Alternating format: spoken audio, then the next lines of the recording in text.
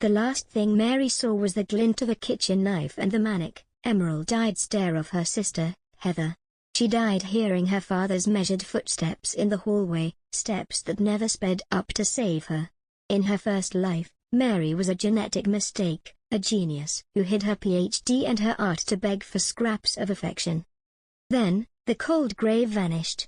Mary's eyes snapped open in her four-poster bed, 2 years in the past. Her body felt electric, charged with a strange new frequency. As she sat up, the air began to hum. I'll frame her for the theft by noon. Papa loves me more anyway. The voice was Heather's, but her lips weren't moving. It was a thought, jagged, pink, and rotting. Mary didn't just have her memories, she had omniperception. She could hear their souls.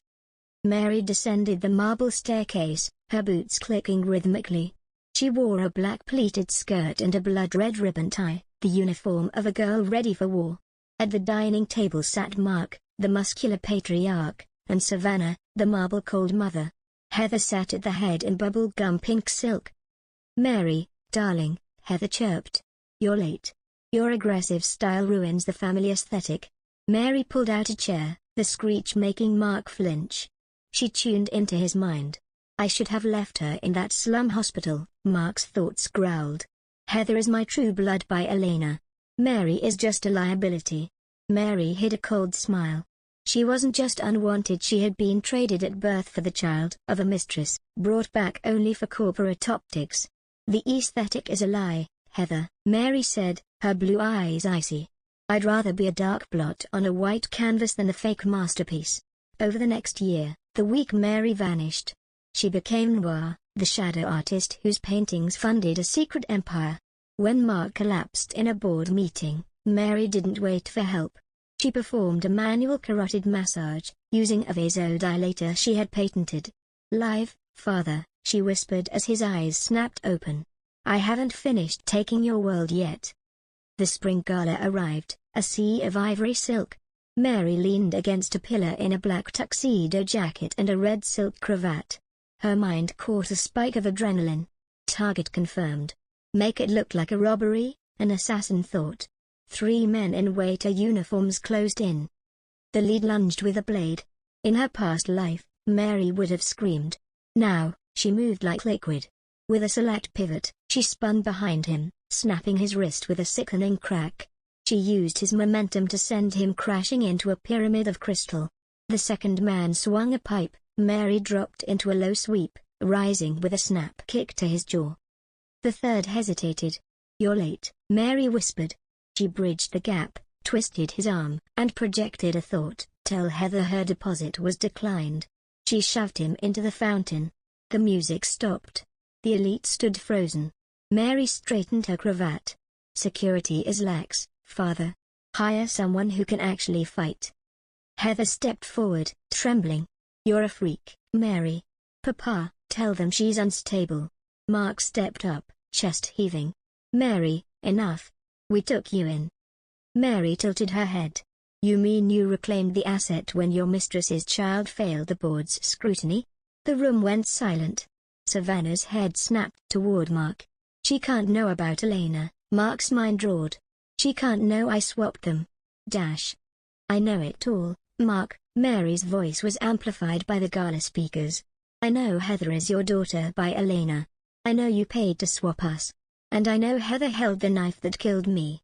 Or rather, will kill me in a life you've lost the right to lead." "You're insane," Heather screamed, pulling a pearl-handled dagger from her garter. Mary didn't flinch. She used her omniperception to project a crushing image into Heather's brain, the phantom sensation of cold steel entering her heart. Heather gasped, dropping the knife and collapsing in a fit of psychic agony. "The board has seen the ledgers," Mary announced. "The Noir fortune has bought your debt. This house, this company, they are mine." 5 years passed. The Devereux Manor was gone, replaced by the Noir Spire, a skyscraper of black glass. Mark now sat in a motorized wheelchair in the medical wing. He was paralyzed, the result of a stroke Mary had allowed by delaying his medication for exactly 60 seconds. The door hissed open. Mary stepped in, wearing a structured black coat. "Monster," Mark's thoughts hit her. You took my pride. Mary sat across from him. I've dissolved the Devereaux name. Every building is now marked with a red ribbon. Your legacy is scrubbed away. She leaned forward. I want you to live to be 100, Mark. I want you to watch me turn your failures into my triumphs. Heather is scrubbing floors in the state penitentiary, and Savannah is in a convent under a vow of silence. You are the only one left to remember the name Devereaux. And I want you to hate it. She turned to leave. I've replaced your sheets with red ones. They hide the bitterness better. At the peak of the Noir spire, the grand hall was a cathedral of obsidian. Tonight was the coronation. The dress code was black and crimson. Mary stood in a floor-length velvet gown, her dark hair a regal crown. The world's elite stood in a circle, heads bowed in fear. They knew she could see the rot in their minds. 5 years ago, Mary began, her voice carrying across the city, this world was ruled by purity. That name is gone because it was hollow. Tonight, we celebrate the future. Noir Corp will not ask for your loyalty, it will earn your results. There are no favored children here. Only excellence, or silence. She raised a glass of dark wine. To the end of the old world. The crowd erupted. But Mary felt a dead zone in the psychic field, a pocket of absolute silence moving through the lobby.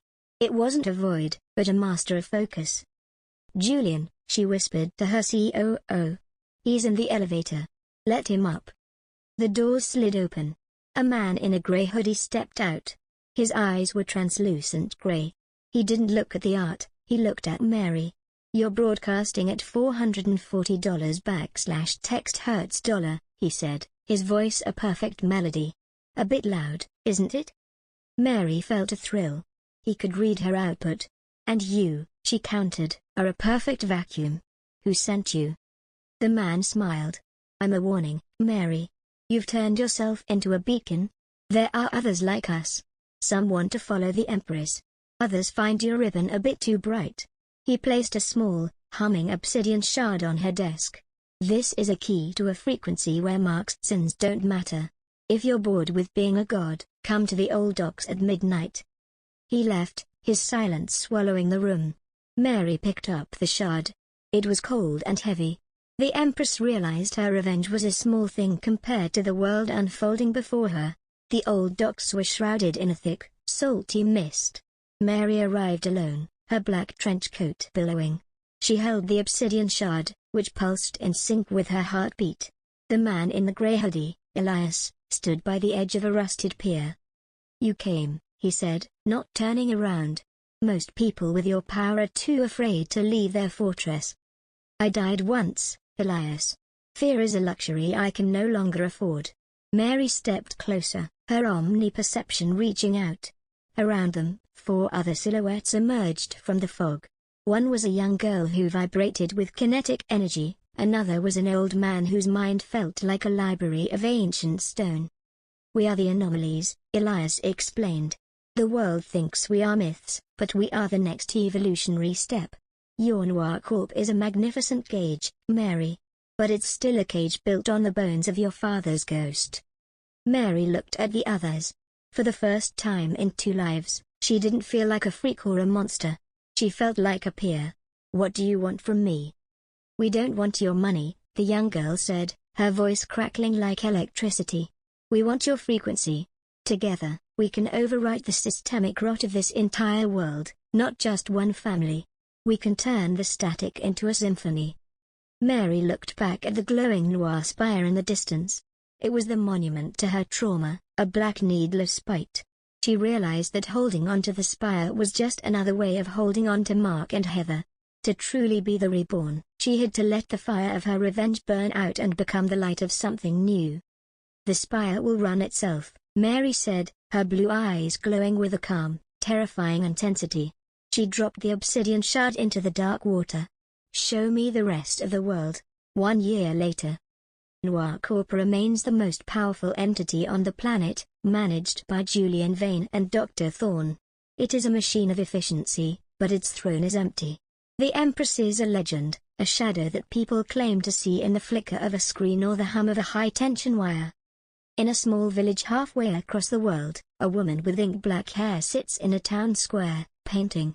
She doesn't use black or red anymore, her canvas is a riot of gold, violet, and deep sea blue. She is no longer Noir. She is simply Mary. Sound, the soft, harmonious chatter of a marketplace. Across the street, Elias sits at a cafe, reading a book. They don't speak, but their frequencies intertwine in a perfect, silent harmony that calms the minds of everyone in the square. The local people feel lighter, more purposeful, though they don't know why. Back in the city, the medical wing of the Noir Spire is silent. Mark Devereaux passed away in his sleep, his final thought not one of anger, but a fleeting memory of a dark-haired girl painting in the dark. Heather remains in her cell, but the psychic loop of the knife has finally stopped. In its place is a dull, quiet peace, the mercy of a sister who finally moved on. Mary finishes her painting. It's a portrait of a sunrise over a calm ocean. She stands up, her tall, toned frame relaxed. The omniperception no longer feels like a weight, it feels like a bridge. She looks at Elias and nods. They have work to do, not to dismantle legacies, but to build a world where no child is ever a genetic mistake. The Empress is dead. The woman is finally alive,